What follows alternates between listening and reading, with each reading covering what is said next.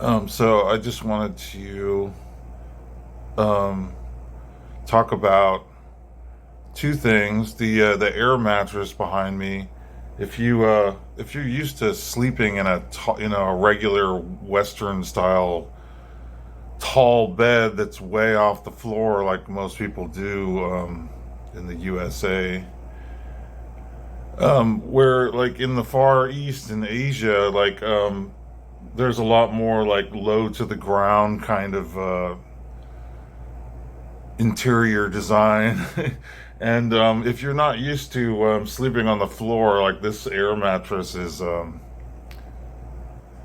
not the tall kind. But that's what you want if you're camping or if you put it in the back of a car or something like that. This is new to me because I actually had tall mattresses, heavy, tall mattresses most of my life. And I'm actually finding that sleeping on this low air mattress is totally fine. And I could have been sleeping on it the whole time, my whole life. I could have done this. It would be better. It would have been much easier at times because if you're if you think that you need to sleep on a big, tall, heavy bed, no, that's not. Well, I'm not going to, turn it into a protest or something.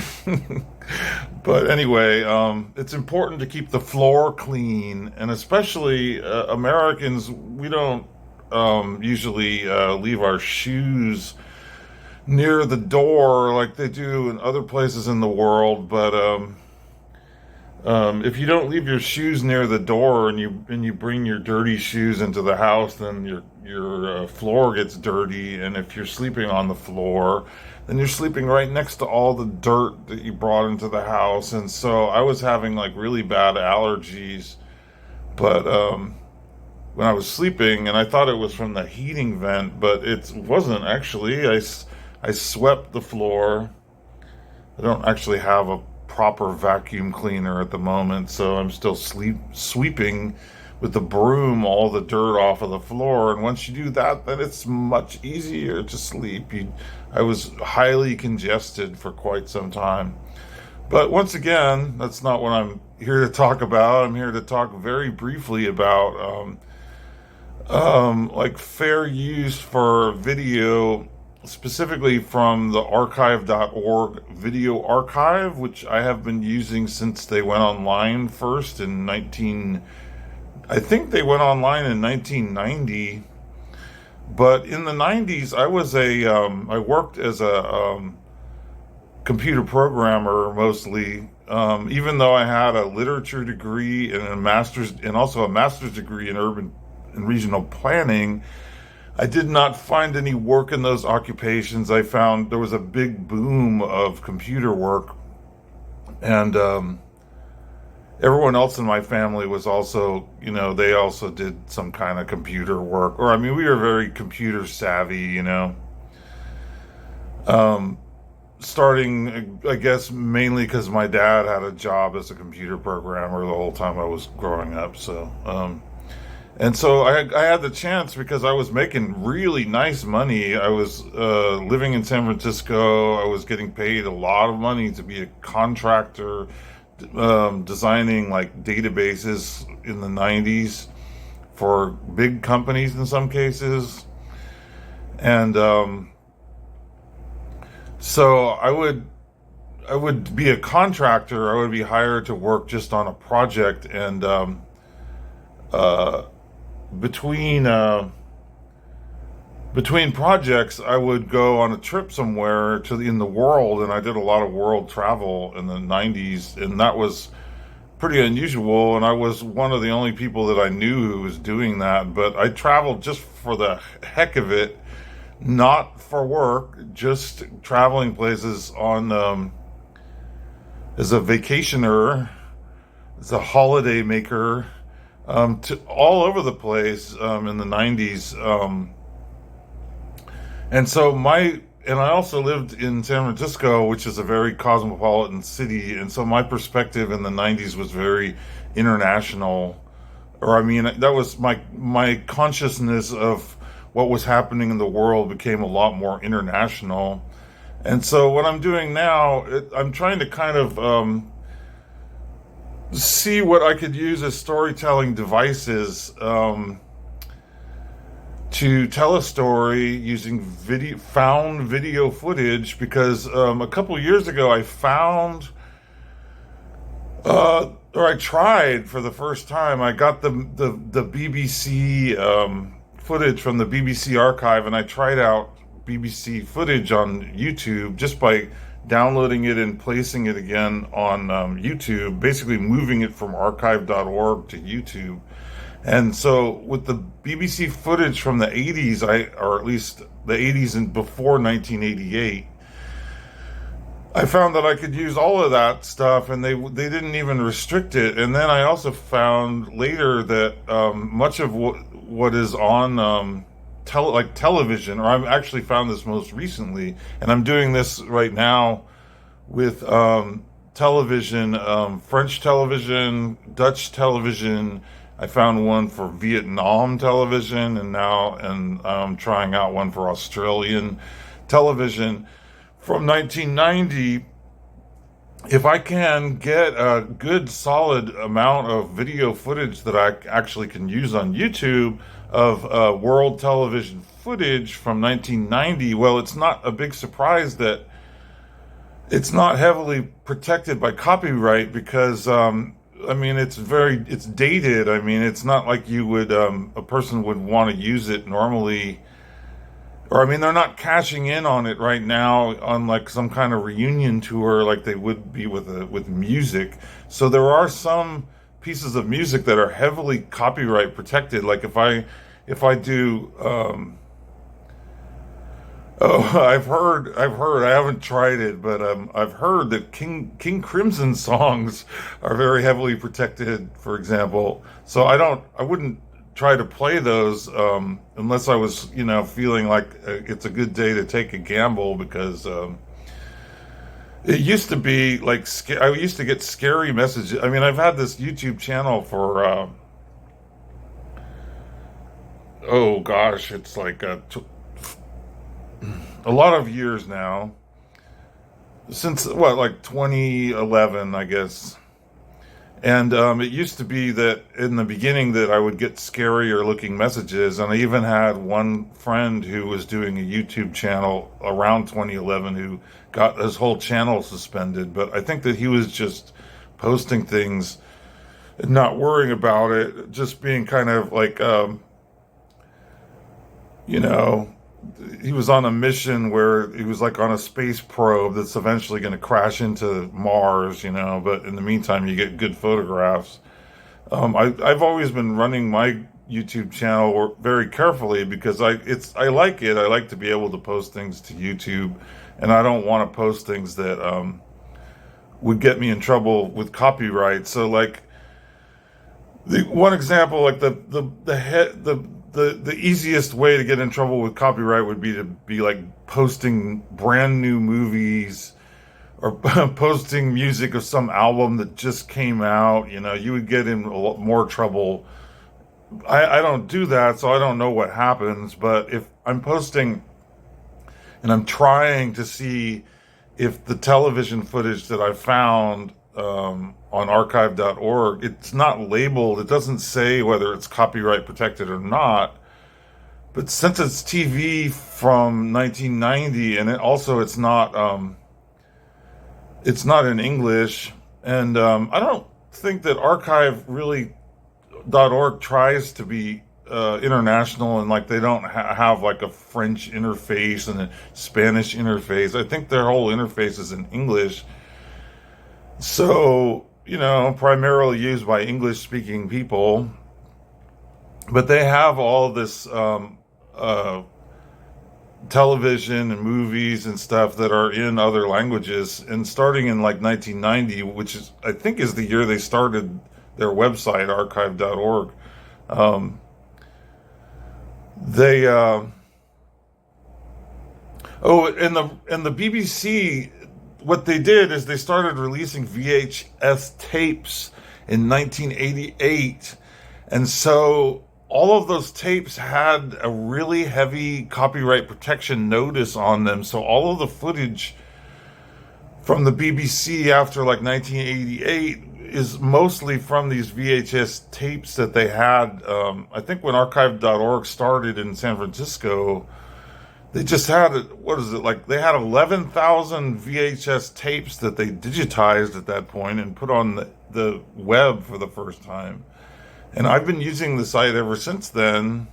Well, I don't think I used it that much in the I mean, it was like in the 90s, I was kind of interested. It was before YouTube, so it was a way to watch videos on the internet before YouTube. So they don't label it's. I mean, it's a huge site, and a lot of the stuff it looks like hasn't really been maintained with somebody paying a lot of attention to it. And so it's not, they don't have enough staff to, edit things the way that it's not, it hasn't changed that much in a long time, the archive.org site, but it has all this footage available, but it's not, a lot of times the copyright notice that they put on archive says, this is public domain 1.0, which means you can use it for absolutely anything. And that's the case for a lot of the cartoons that I found. So I knew from kind of probing this same way a few years back that you could use a lot of cartoons and reuse it even. Because if I upload it to YouTube, it tells me if it's protected or not, and a lot of the cartoon stuff, it has no protection at all, especially the older stuff. And then some surprisingly do have very strong protection, but I just delete it if it says it's copyright protected or blocked, like somebody is not even allowing you to put it on YouTube, then I just delete it right away. But I wouldn't want to be taking chances like posting video, movies from 2025 on there, because the odds are that that's going to be heavily protected, and that I could get into trouble by testing that out. But I'm less likely to get into trouble by probing using video footage from 1990, which is what I'm doing. And I can probe the same way, where I could also search for 1991, 1992, 1993. There's still a ton of BBC stuff for those years, but it's going to be protected, at least in the notices that are written in the video itself, and that's because it's all from these VHS tapes. And initially, anyway, they have very heavy protection on all of those BBC VHS tapes.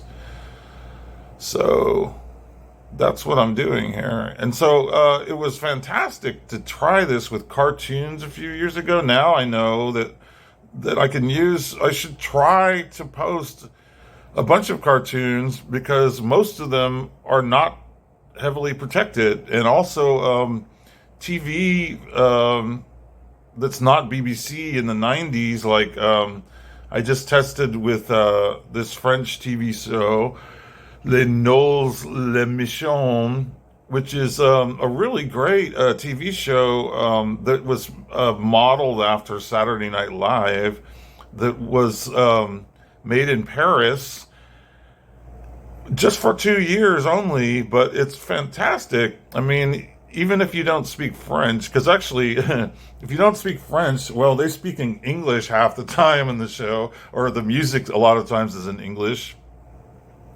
The bands are really good and very hip, like urban downtown Paris style hip for 1990. So a lot of it still looks pretty fresh, I mean, to me. Anyway, that's basically what I'm doing here. I'm testing out to see the oldest footage that I think is pertinent, because the 90s, when we started with all the World Wide Web and all that kind of stuff, like the way that we live today, there was a big change between the 80s and the 90s. So if I look at video footage from the 90s, it still, in a lot of cases, looks like it could be made today, because as long as you're not looking too closely at whether they have they're carrying phones around or not, but it doesn't, people do things where they're not using their phone. So if you have video footage from the 90s, sometimes, it's linked in more so to the way, or, someone who's wearing clothes today might be wearing clothes kind of as an homage to the way people would dress in the 90s, and that's still considered cool in some cases. So it's a good place to start. Plus, the French TV, it's I don't know if it's in standard definition, but it looks very clear. It looks like high definition, so it's really like the clearest video footage that I have seen so far from 1990, which is quite some time ago, 36 years ago. Anyway, yeah, that's what I'm doing. I don't know what I'm going to call this. Copyright issues. That's what I'll call this. Okay, ciao. So I wanted to talk more about the footage, like the footage that I'm getting from archive.org. I got there's a bunch of them, and I see on the control panel that I have the channel content for YouTube where it says visibility, public, restrictions, copyright. So there's some where it says copyright, but it says the owner allows the content to be used on YouTube, meaning like you can edit it and remix it and all that, as long as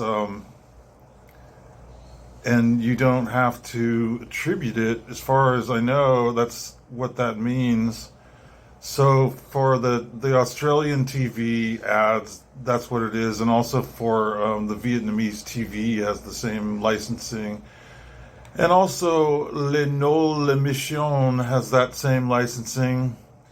But so that's fine with me. Like the only thing I'm doing right now is making videos for YouTube, and it would be bad if I wanted to make a movie for theaters or something like that, or some other form of distribution other than YouTube. But for most of what I'm doing, it's fine. So it's just like if I wanted to say, oh, I'm writing a novel about a character who goes to Paris in 1990. I know that if I'm doing that I could say, oh yeah, well, they would obviously be living in the vicinity of where this TV show was made, because there's like 32 episodes of this TV show in the archive.org archive for 1990 and 1990, 91, and 92. And then there's nothing, and then there's not really much French TV even for the rest of the 90s in the archive. So I couldn't write a movie or TV show or a book about Paris in 93 very easily and hope to have any kind of video backup to show actually what did it look like then. Because if I have enough footage, I could just use that footage. Say if I did have it for 93, I could say, oh yes, flew to Paris and this is what it looked like. And then I could just use some of the footage for that and then continue narrating, or I could even be narrating over it, and I can mute the French so that, people that are disturbed by having foreign languages in their mostly English viewing world, I can just mute the French dialogue from the original video, and I can just show you the beautiful footage around Paris and in the cool, dance studio or whatever. It's like a pavilion where they have for the live bands on the TV show. And so I think like there's another TV show for France in the early 90s, and so it's like 91, 92, 93. And actually, it was a big music time then up until like 95 or 96 with the whole like dance music. But I think that that's just what I was doing then, and there was a lot of other music going on. Actually, no, I went and saw a lot of like mostly kind of grunge-ish kind of bands around that time. It was big music time in general, and so any TV show like this one where they have live bands, I mean, just the performance by itself is a pretty interesting thing to watch. If I just took the original show and just edited out the song and just posted that on YouTube, I think that that for sure would get a lot of views. And then for the comics, I mean the cartoons, there's a few, and it's kind of uneven. Like comic tunes, they partially block for Russia and Belarus, like a lot of people do. So they have copyright restriction just so they can do that. Well, I don't know, maybe for some other reason, but like Comic Cuts 1990 Tasley Leisure, no restrictions at all, no copyright on it, according to YouTube. And there's other ones like that. Cartoon Favorites Tweety Bird, also no restriction on that one. Sesame Street, they have the usual copyright, but it allows you to use it on YouTube, and I think it's probably true for all. Well, I don't know. Sesame Street has been around a long time, and there must be endless hours of it. I don't know if it would be protected the same over, the 50 years that we've had Sesame Street. The other cartoon cavalcade of Tasley Leisure, it's not Comic Cuts, but the other one, Cartoon Cavalcade Tasley Leisure, which is British. That one has a YouTube protection, but just says protected by YouTube. You're allowed to use it. It doesn't say how. And then this other one, this German cartoon, I think it's the only German cartoon I saw, CVN Kleine Lulu und ihre Freunde, that has no restrictions at all. It also has only one view, but that's because I'm sure that if I had been being a German language station up until now, I would have lots of German viewers, but I have not done that. I've just mostly spoken English and things like that. ZZ Top video, very nice video. This has got just the okay to use on YouTube, copyright protected. Mary's Little Lamb got 19 views for that one, and that has no restrictions at all. And Merry Melodies is partially blocked with copyright. You can use it on YouTube, but it's not viewable in Russia and Belarus. That's not so unusual. And then there was a couple other ones, like there was one episode of Les Nôtres, Le Michon that I uploaded. It said blocked. The whole thing was blocked, but I think that I jumped the gun. I shouldn't have deleted it. I should have let it scrub the objectionable part out, because I think it was probably just a segment of music that's it's like an hour-long TV show. I think there's probably was a segment of music in there that was causing the severe blocked copyright alarm to go off, and I should have just scrubbed that out. Like YouTube allows you to remove it with a tool that they have, but you never know how much they're going to remove. They actually remove the audio that's the copyrighted protected audio.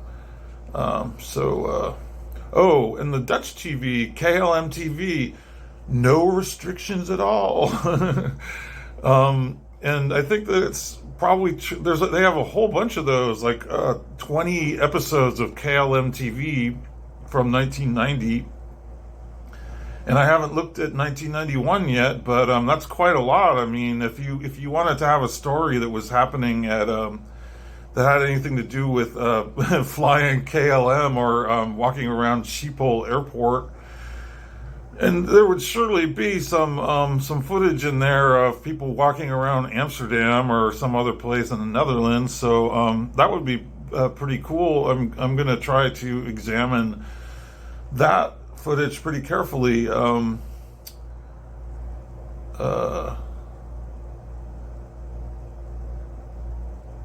and my own grandfather, my mother's father, was born in Amsterdam. Um, and then Swedish TV, Kara Former. It took a long time to upload it, but it has no restrictions at all. So that's pretty cool. It took a long time to upload it. I guess it's just because of speed.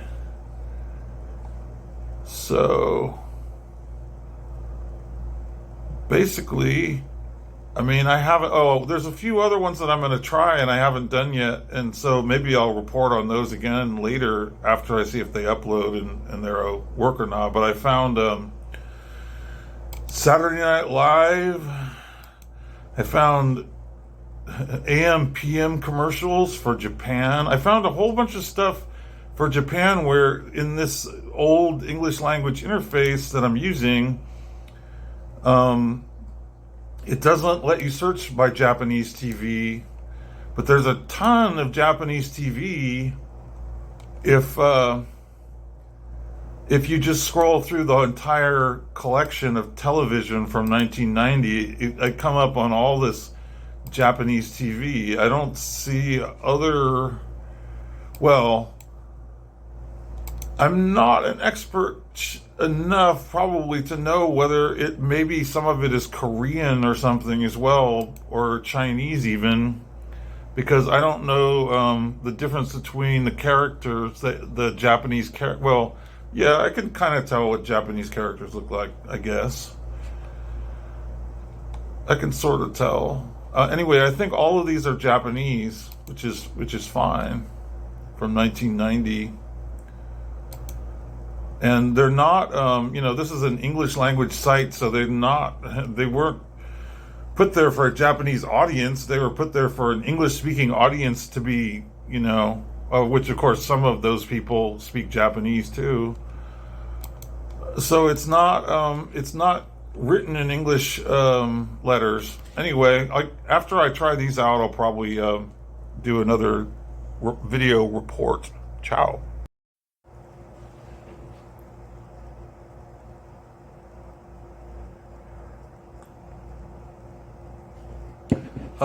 So basically, I think that it's going to be some time for me, like checking out these different types of TV from 1990 to see if it's okay, if they're copyright protected or not, and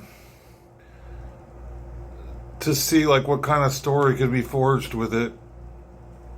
And I just did one from Japan, and that was okay. It says it's okay to use it on YouTube. So I might as well finish this report and say like that.